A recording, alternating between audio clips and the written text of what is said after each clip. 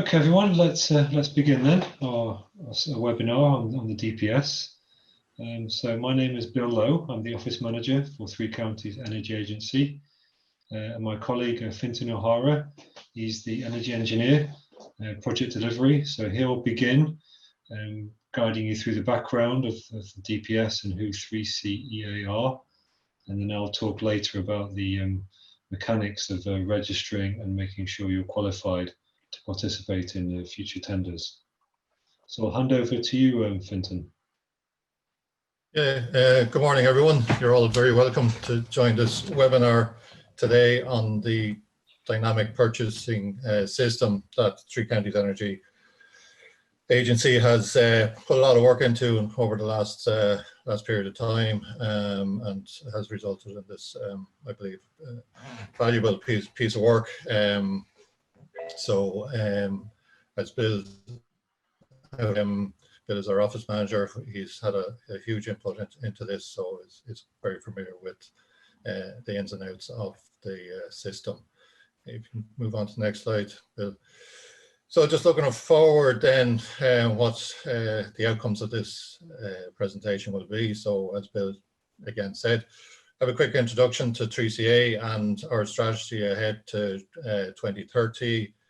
Bill will then go through the dynamic purchase system, what's involved, how to get onto the DPS, and then it'll come back to myself here and we'll just go through the various lots and the potential work that might come from the system. Just a small bit of housekeeping. If everybody can keep their microphones muted. The recording or the webinar is recorded, so all the slides and recording will be available to all participants. We'll try and keep the questions and answers to the end, but if there's any pressing questions, you can enter them in the chat box as we go along, and we'll try and answer them as we go. So basically, just an overview of Three Counties Energy Agency, who are the contracting authority in this particular DPS. We consider ourselves as strategic in the region, delivering large volume of renewable energy projects and energy efficiency projects. So I suppose we have on our own delivered quite a large sum of money in terms of projects, but to move forward and to reach our 2020 or 2030 targets, we need to partner with various stakeholders to achieve these targets. I suppose our own values, we see ourselves as trusted intermediaries between the citizen or the communities and the system. I suppose the system being the department, various department agencies, SEI, and so on. We need to, as I said, partner up with various actors, such as the actors that are involved in this webinar today. Again, to partner up and I suppose multiply our efforts across the various sectors, again, to achieve our 2030 targets. And I suppose in order to do that, Three Counties Energy Agency is quite a small agency. There's approximately 15 people, 15 staff. So we can't do everything. So your help to progress and deliver these projects, and it to be done in aggregation at a regional level. So as a lot of people knows, we have three core local authorities, which are Kilkenny County Council, Wexford County Council, Carlow, but we also extend out into Wicklow and the Midlands. So we have a very wide reach for a very small agency. Okay, next slide, Bill.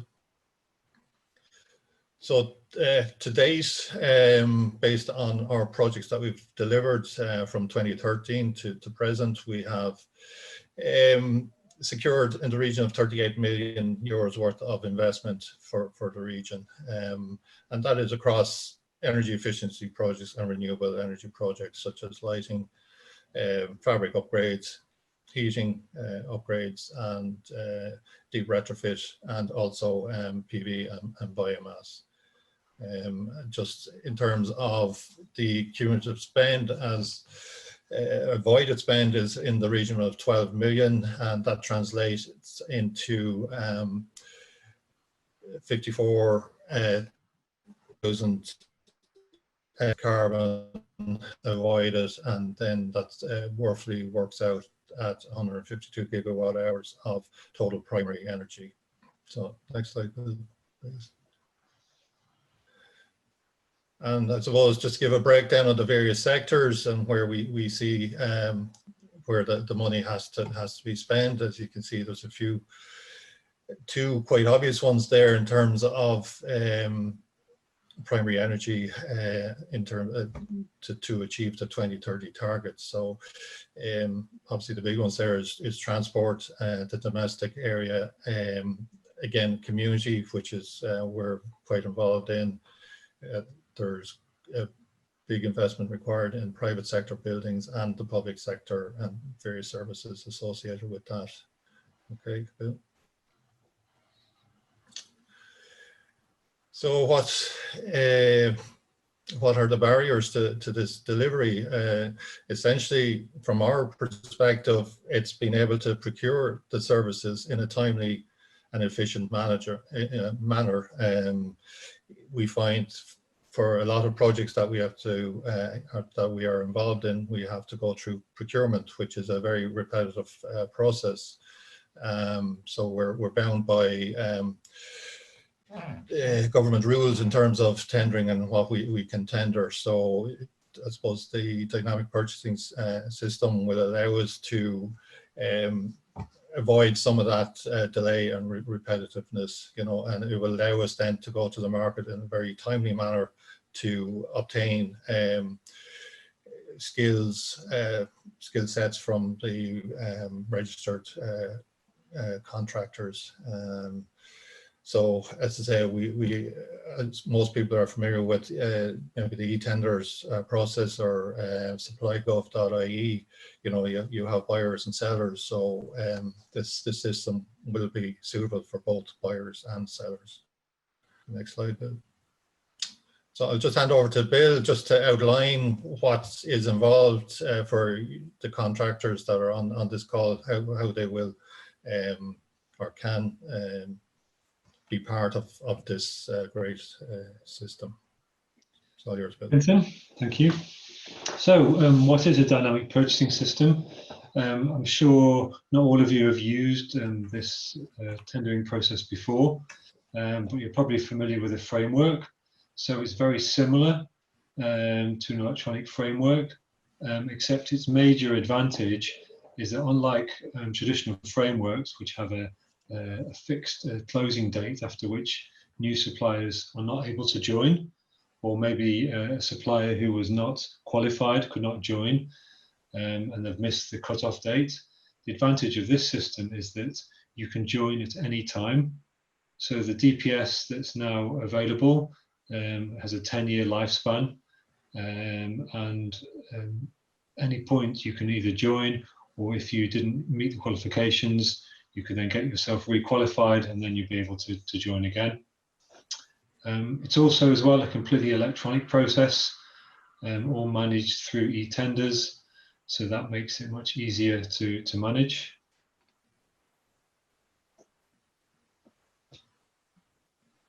As you'll have seen from the documents that you downloaded when you expressed interest, the DPS is divided into categories of products, works and services. And you'll see some of the more information on that later in the slide. And we've also set it up to identify our types of requirements, energy and climate consultancy and works. So how will the actual process work? So this is a slide from the OGP, sort of showing you from start to finish the process you have to follow. So we've published the tender. You have now been able to download the documentation. The first step you need to do is you need to be qualified. and in order to qualify, there are 2 documents you have to provide. We'll be able to show that here. So this is the most important part initially, is to make sure that you're qualified, because only qualified suppliers will be invited to tender. And in terms of, so after you're qualified, we will then, any relevant tenders will then invite you to bid on those. So our initial deadline is the 22nd of September. And this is just really just for administrative purposes. And we have to have like a sort of a so-called closing date for the initial, just to kind of get the DPS up and running. But actually, as I mentioned earlier, any supplier can join within the 10-year time frame. So don't be too worried about that initial deadline. The main thing that you need to do is submit what's called the ARD, the Applicant Response Document, which is Appendix 2 in the documents available on eTenders. And also at the same time, you need to submit your ESPD, your European Single Procurement Document. And in this slide deck, there's a link to where you can download and get more information on the ESPD. And also, if for any reason you fail to qualify, you can resubmit as well. It's quite a flexible system. Then once everyone has submitted their relevant documents, we then assess them, and we then, obviously ensure that you're qualified, and then from that pool of qualified contractors, we can then invite you to tender. So 3CA will be administering the DPS and also be awarded, and all contracts will either be awarded by us or by some of our partner clients. We'll be doing mini tenders with evaluation criteria for all candidates in each sublot. And for any contracts under 25,000 euros, we will apply a sort of a rotation between qualified suppliers for that work. Okay, Fintan, I'll hand back to you. Okay, thank you, Bill.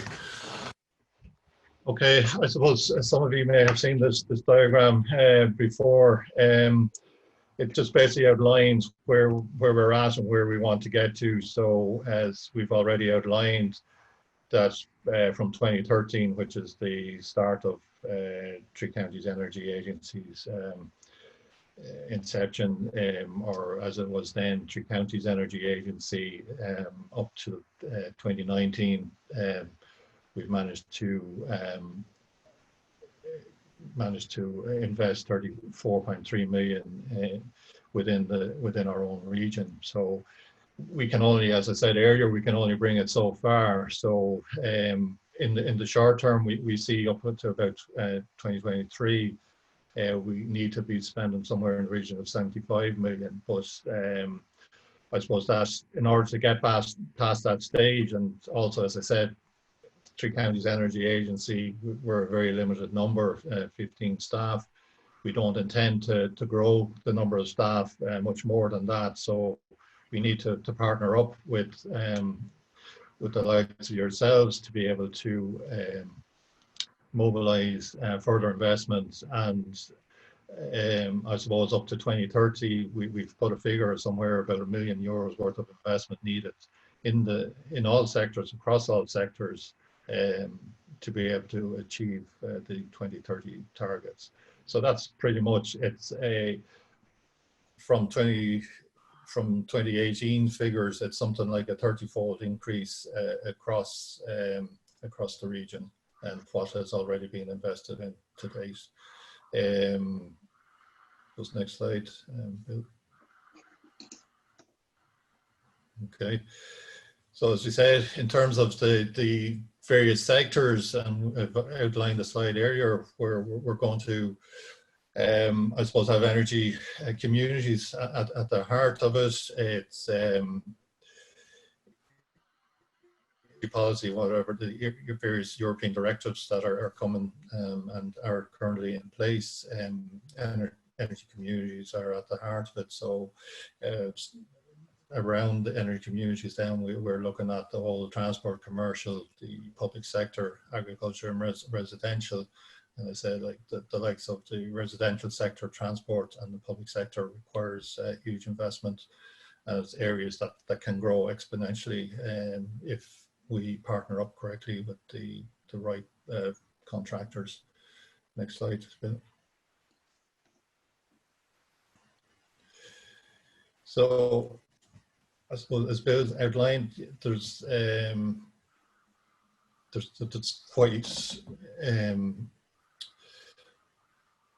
in terms of DPS, there's two aspects to it. You have stage 1 and stage 2, and I suppose this is where we're getting onto what is the requirements for the contractors and what can be expected going forward.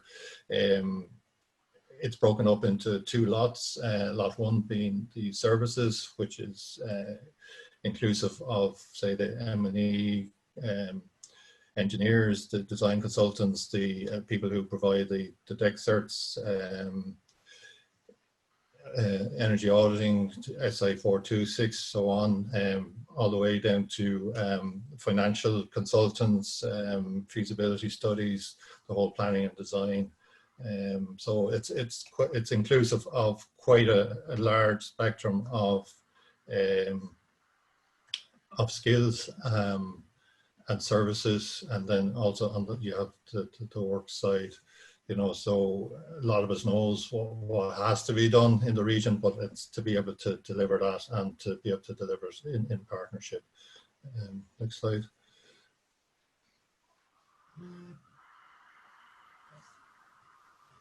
So in terms of the lots, a lot of you may be familiar with this list through the various documentation that has been sent out with the tender.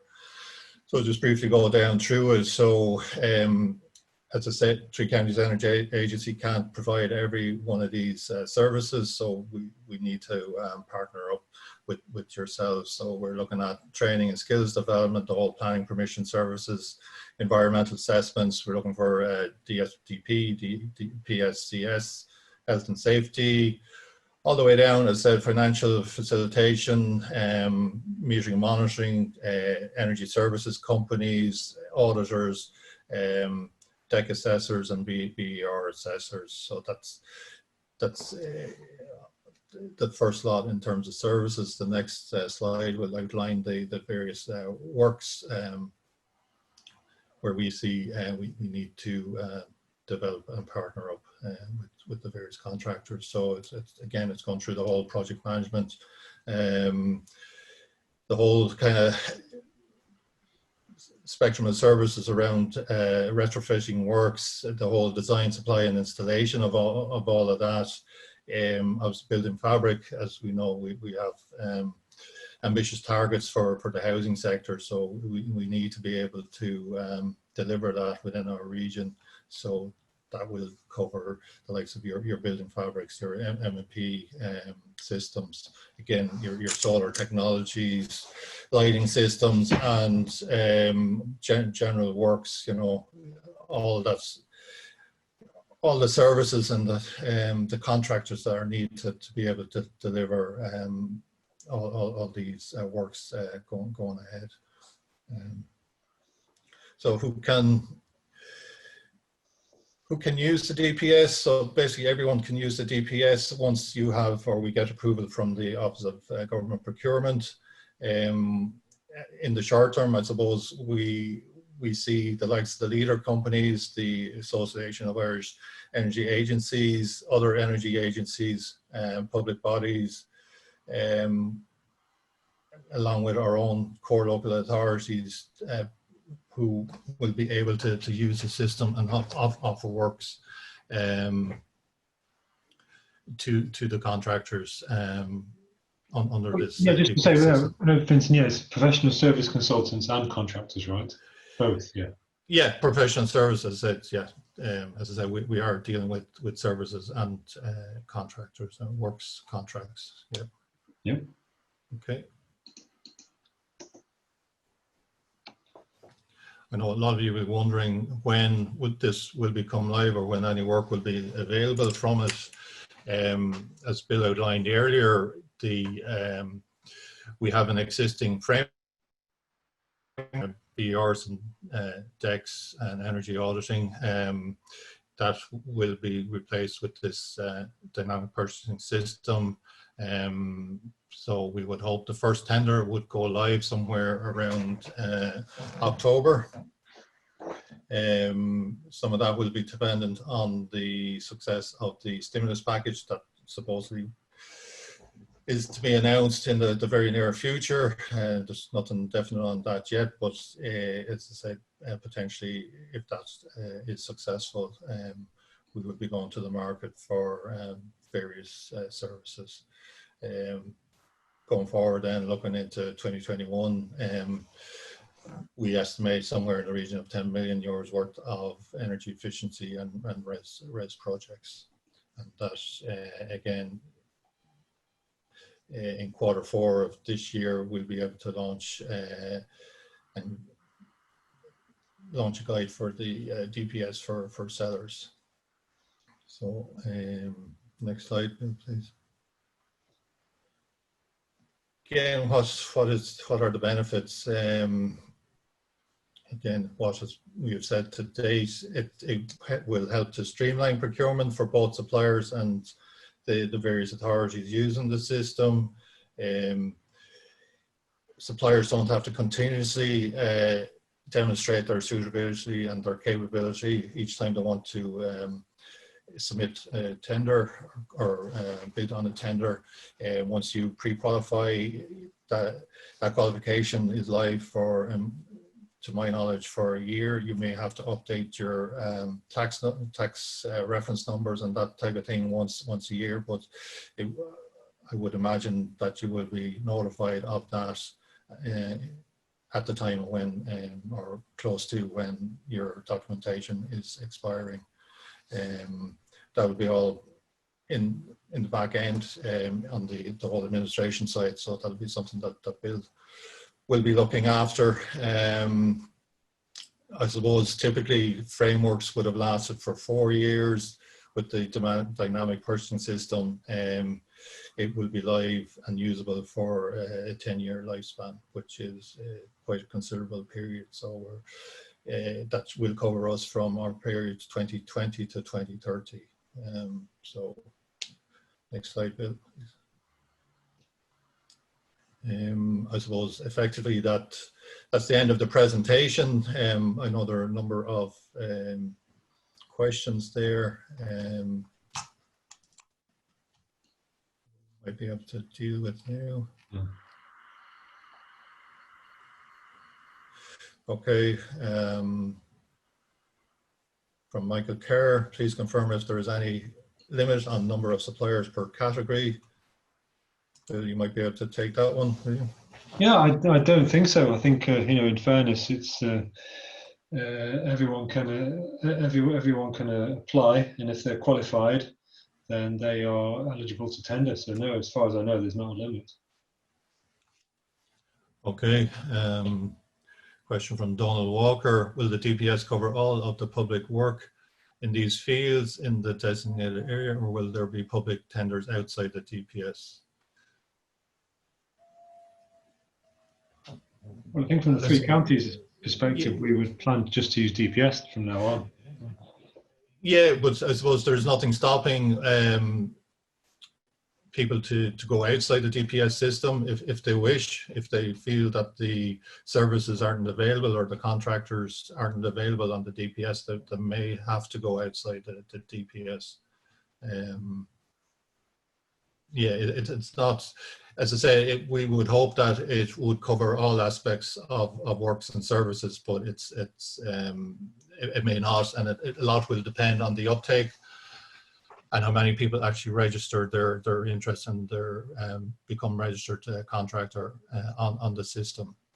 So it's only as good as the contractors that join. Next question from Ivan. will 3CA issue work assignments, or have we to go looking for projects to bring in? Yeah, I suppose, Ivan, we're trying to achieve 2030 targets. We've identified 100 million euros or 1,000 million euros, €1 billion of investment up to 2030. We are part of a number of applications in with various agencies. So if we are successful with those, we'd be able to push the work out through the DPS. There's nothing stopping contractors bringing work to us and pushing it out again through DPS. So if there's an agency that hasn't the capacity to do the work, they can come to ourselves and request services off the DPS. I hope that answers your questions. Next one, Donald Walker. The T's and C's are quite onerous on the DPS. Is there scope to negotiate terms based on value and nature of the tenders? Bill, do you want to take that? Yeah, I mean, I would say, maybe you would think the T and C's are a little onerous, but hopefully that's just that's just the nature of the beast, I think.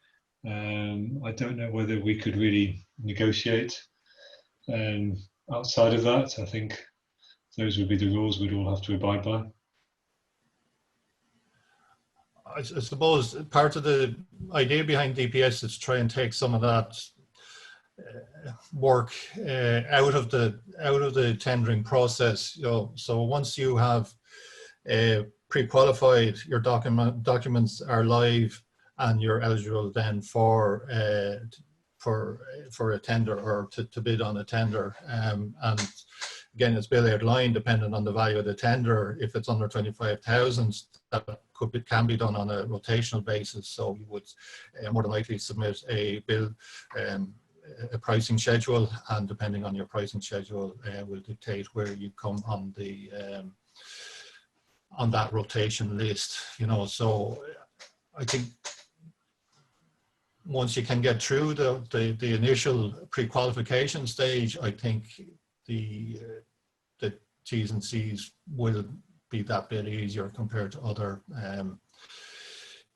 e-gov or e-tender processes. Just to check, Donald, does that answer your question? Not really. Basically, I work for Veolia, and I would be a large contractor in this. And, typically we would sort of negotiate a contract depending on the size of the sort of the tender that we're dealing with. If it's a multi-million-pound business, you don't want things put in there like time being of the essence unless it's a really specific requirement to a particular part. So, you've actually covered quite a range of products and services with quite an onerous kind of level of terms and conditions, which might suit some, but not necessarily suit others, if you know what I mean. So that would be my query. Yeah, certainly we can take that on board and have a discussion around it, so you can talk about it separately. But I suppose the intention is to try and cover a lot of those services and simplify the process to get to the bid stage. So yeah, certainly we can talk about that off air if there's some extra comments you want to add to it. Yeah, it might be worthwhile taking that offline. Yeah, we'll do. Thanks, Donald.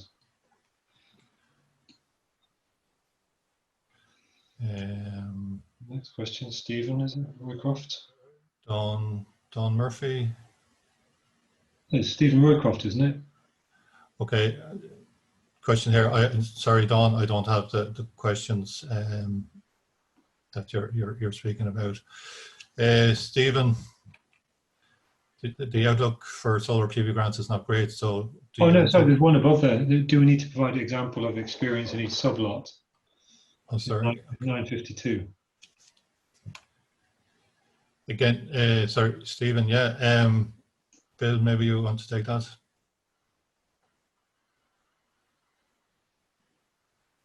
Yeah, I'd have to verify, but I think you can just provide examples for lot 2.2. Not necessarily have to provide examples for like 2.2a, 2.2b. I'll check that for you, Stephen, and let you know. But I think if you provide, yeah, just for the lot 2.2, it should be sufficient.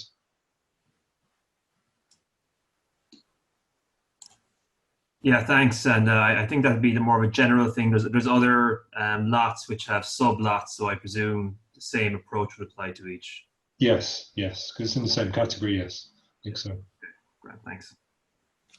Okay, Stephen, the outlook for solar PV grants is not great. So do you anticipate solar PV will play a big or small role in the DPS? I suppose that's an unknown quantity, Stephen, really. All depends on the uptake of solar PV. As you know, we have some issues around BEC currently. Don't know where that will go in terms of what SAI will allow through applications, but I suppose it would be 3cea's intention and the intention of the DPS to install as much solar PV within the region as possible, complementary to the work that we are doing as an agency. So we certainly would back solar PV and see it as having a big role in the region.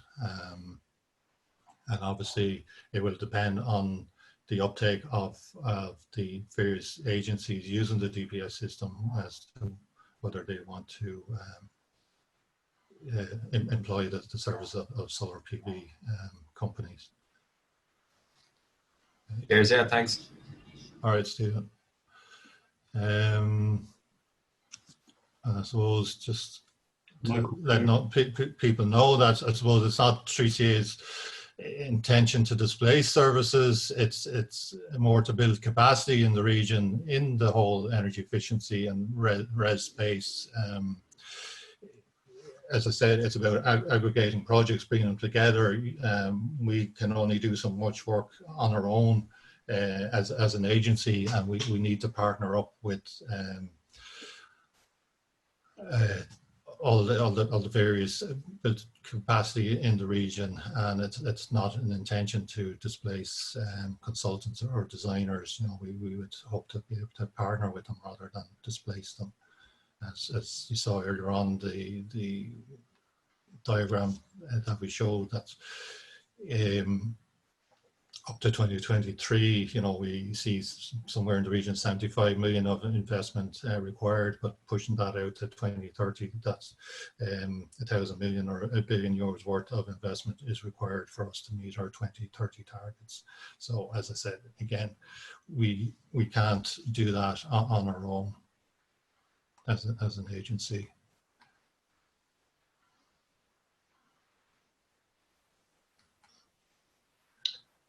Okay, next question from Michael there. Do you foresee the DPS being expanded in the future to include any of the following: decommissioning of renewable energy technology, biodiversity enhancement schemes, or remediation of sites in preparation for energy development? I mean, I think the lots and services we've listed so far are our initial lots and services, but in terms of expansion, I think that's something we could look at in the future if we think there's sufficient demand. Yeah. Anything to add to that, Fintan? Yeah, no, I don't see it as being limited to what we have listed there on the various lots under lots 1 and lots 2. I would imagine as services are required, if that they can be added to under this DPS. You know, so you're not limited to those. And I suppose that's the beauty of dynamic purchasing system. It is dynamic. It can change in terms of the services that are being offered, and that you can, whether you're a buyer or a seller, that you can utilize those services. And I suppose building the administrator on the back end of it, that's, you know, he will have that capacity to be able to change those services as required and expand them as well. You know, so hopefully that answers that question. Next question from Dawn. Maybe Bill, you'd like to take this. I'm not familiar with the scoring that you're using. So Dawn's question: if the key technical staff don't have a professional membership, will they not be considered in the scoring? Is there a minimum number of key technical staff required in the application? What I'd say, Dawn, is obviously we're still to run our initial tender, and in terms of the scoring, just submit as much information as you can, and then if for any reason it's insufficient, I'll come back to you and let you know, but I can't give you that exact information now in terms of what the exact number is required. Okay, Patrick, yeah, so fair point. Expected value of contracts 2020, 2 million, 10 million in 2021, but all subject to government funding. Yeah, pretty much so. And it's the same across, same for 3 Counties Energy Agency, the same for local authorities. It would all depend on available funding and investment in energy efficiency and renewable energy technologies. So it's a fair comment, most definitely. So, but I suppose, yeah, 3 Counties Energy Agency's role is to try and mobilise that investment if at all possible. Next question from Kieran: how do we get notified of the pre-qualification tender in October? So Kieran, what we'll do is we'll send out a broadcast message to all parties who've expressed an interest in the DPS. So you will definitely be notified of that. Okay. Michael has another comment there. If we have a client interested in developing an energy facility and is seeking potential sites, would 3CA be interested in engaging with them? Yeah, I can't see any reason why not. Obviously a discussion for off air, but most certainly I think that is possible. I suppose another comment just to make that I suppose not all projects have to continue on grants, and as I outlined, 3 Counties Energy Agency would be trying to mobilise investment outside the whole grant regime that currently exists through either SEI or department sources.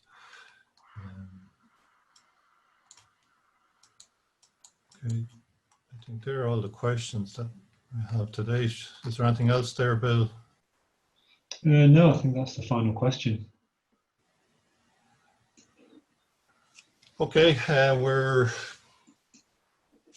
almost 10:15. If there's no further questions, I'd like to thank everyone for attending this webinar. We're available for any further questions offline, or if you wish to contact us separately. I'm familiar with a lot of names there, so you have my mobile number if you wish to contact me separately. As I say, without delaying any further, again, thank you for your attendance, and hopefully you will partake in this dynamic purchasing system going forwards. See it as a great opportunity for 3 Counties Energy Agency and for yourselves, and hopefully it will again mobilise investment in the area and deliver all the various services that we've outlined in the various lots. Once again, thank you. Thank you, Bill, for... Yeah, and just to add one quick thing as well, Vincent, just to say to everyone, to remind everyone, if you have ideas for services they can provide, or services that we might not have that we think we can help broker them, please let us know and get in touch. We'll be happy to look into that. And yeah, thank you very much for your attendance, and we'll send out the slides and recording afterwards, and look forward to working with you all in the future.